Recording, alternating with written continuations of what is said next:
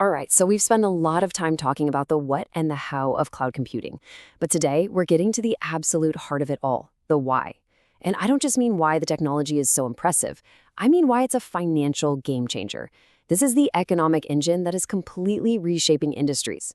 And right now, we're going to pop the hood and see exactly how it works. So here's our game plan. First, we'll tackle the big inefficiency in traditional IT.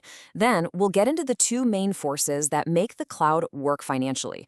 We'll look at the power of aggregation, boil it all down to a simple cost formula, and wrap up with why a hybrid approach is usually the smartest play. This is basically the essential guide for making smart financial calls as a cloud architect. Okay, let's dive right in. To really get why the cloud's economics are so brilliant, we first have to talk about the huge, hidden costs and, frankly, the incredible wastefulness that's been lurking in traditional on-premise infrastructure for years. It's a problem that's been right under our noses the whole time. So think about it for a second. If you're in charge of building your own data center, how do you decide how much to build? Do you plan for a normal, quiet Tuesday afternoon? No way. You have to build for the absolute craziest day you can possibly imagine, right? Your Black Friday sale, a massive product launch, whatever it is. And the answer to that question, right there, that's the fundamental flaw in the old model. And this chart, wow, this just lays the problem bare, doesn't it? That giant bar on the left, that's your peak demand, that one insane day a year. You have to buy enough hardware to handle that. But the little bar on the right, that's your average everyday use. That huge gap between them is basically a graveyard of expensive servers, power, and cooling, all just sitting there idle, waiting for a storm that almost never comes. That right there is just pure expensive waste. So the cloud comes along and just completely flips this idea on its head. Instead of this massive upfront cost where you own everything, a huge capital expense, you switch to a utility model. It's pay as you go. You get resources on demand only when you need them, and you only pay for what you actually use. This is what shifts you from a world of constantly underused gear to one of super high efficiency, and that's the first major key to its economic power. Okay, so we've nailed down the problem, all that wasted capacity. So how exactly does the cloud solve it? Well, it's not magic. It's actually a combination of two really powerful economic principles that work together perfectly. Let's break them down. Now, this right here is the secret sauce. Statistical multiplexing sounds super technical, but the idea is actually pretty simple. Imagine 1,000 different companies. You've got an e-commerce site that peaks in December, a tax software company that peaks in April, a university system that peaks in August. On their own, their demand is all over the place, really spiky.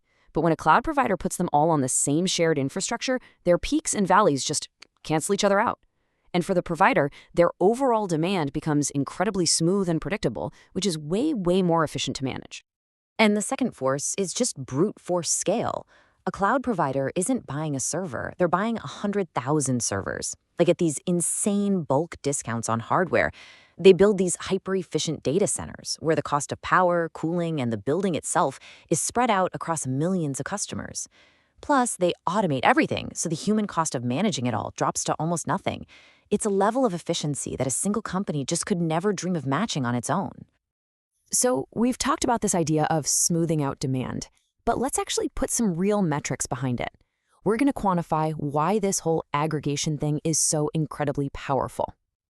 To really get a handle on this, we need a way to measure the spikiness of any given workload. And that's where this thing called the coefficient of variation, or CV, comes in. As you can see, it's just a simple ratio, but it gives us one number to describe how unpredictable your demand is. A high number means your demand is all over the map. A low number means it's nice and steady. And workloads with a high CV are just the absolute worst, the most expensive to run on your own hardware. This is that classic provision for the peak problem we saw before. The spikier your workload, the more idle, money-burning capacity you're forced to keep on hand. A low CV, on the other hand, that's the goal. That's the holy grail. This is a workload that's super easy and cheap to provision for because you know exactly what's coming down the pipe. No surprises, very little waste. And this is the magic of statistical multiplexing in action. The cloud provider takes in hundreds, even thousands of these independent, spiky, high CV workloads from all their customers. By just throwing them all together, all that randomness cancels out. For the provider, the result is one giant, smooth, predictable, low CV workload. They have literally turned customer chaos into provider predictability. Okay, enough with the theory. Let's get practical. All of these ideas, peak demand, average demand, cost, they can all be boiled down into one super elegant formula that can help you decide when the cloud is the right financial move. So this looks a little mathy, but trust me, it's simple and it's so powerful. Here's the deal. The cloud makes economic sense when your workload spikiness, that's just your peak demand divided by your average demand, is greater than the utility premium. And what's the utility premium? It's just the extra you pay per hour to rent a server versus what it would cost you per hour to own it. So if the spikiness of your workload is bigger than that price difference, you win with the cloud. Simple as that. And you know what? The car analogy just nails this concept perfectly. If you need a car every single day for your predictable commute, your peak to average ratio is 1. It just makes sense to buy the car. But if you live in a city and you only need a car for a few weekend trips a year, your demand is incredibly spiky. And even though renting a car for a day feels expensive, it is so much cheaper than owning a car that just sits in a garage 95% of the time. That is the exact same economic logic that we apply to the cloud. So now that we have this formula, you might think the decision is easy, right? It's either all in on cloud or all on premise. But the reality for most businesses is a lot more nuanced. The most cost-effective, most practical strategy isn't about choosing one or the other. It's about intelligently combining the best of both worlds. And this chart shows that optimal strategy perfectly. You own the baseline, you rent the peak. It's brilliant. An organization figures out its steady, predictable, low CV workload, the bare minimum it needs running every single day. And it runs that on its own cost-effective hardware. Then, for all the unpredictable spikes, the seasonal rushes, the unexpected surges, it just uses the cloud's elasticity to handle it. This hybrid model gives you the low cost of owning your base capacity and the amazing flexibility of the utility model for all that variability. So we'll end on this question. The decision to move to the cloud isn't really about technology like containers or VMs at its core. It's an economic decision. The single most important question you can ask yourself is right here. What is my workload's peak to average ratio? Because once you know that number, you've unlocked the secret of its spikiness, you can apply that cost formula, and you can make a smart, data-driven decision. In the end, the best cloud architects are the ones who get that.